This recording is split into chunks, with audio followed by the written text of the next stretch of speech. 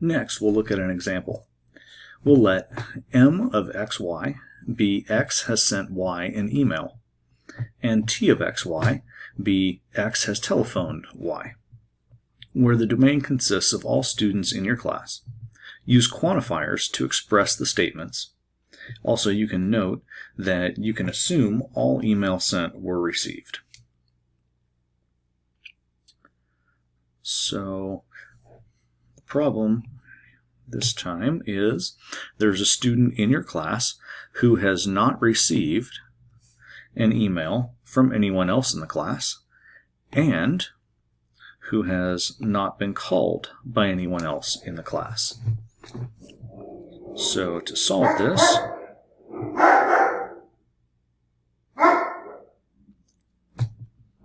maybe my dogs want to solve this. They're on the case of somebody by the front door. Okay, so let's take a look at this. We have to have there exists an x, because we're just talking about some particular student, not all students. So there exists an x for all y, because for that one student, he has not been contacted by anyone else in the class by email and has not been contacted by anyone else in the class by telephone. So there exists an x for all y, and we need to specify that it's not the same person. X does not equal y. Okay, and we can say if we have this x, then they have not received an email, so the negation of m of xy, and they have not been telephoned, so the negation of t of xy. And that would be the way that we would appropriately write this quantification.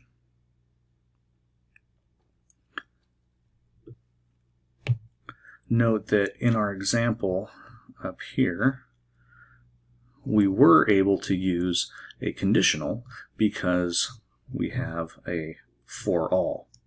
And that allows us to use the conditional here. In the next example, we have every student in the class has either received an email or received a telephone call from another student in the class. When we go to set this up, this means the every student in the class means that this is going to be a for all x. They've received an email or received a telephone call from another student in the class. So that means not from all students, but from some students. So, oops, not x. There exists y. So we have for all x, there exists a y. And then we'll do where x is not equal to y again, because we're not talking about the same student. And they have received an email or they have received a telephone call. And in this case, note that this must be an and.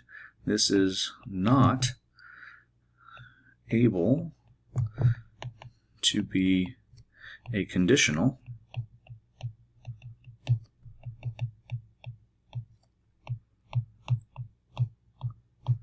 because of the for all, because of the there exists y. Remember from previous examples, if we have a there exists, that means that there are some cases where it's true, but there are also some cases where it's false, yet the whole thing would be true. So we don't want to run into that scenario. If you forgot about the proof for that, go back to the end of section 1.4 where we talked about this specific thing.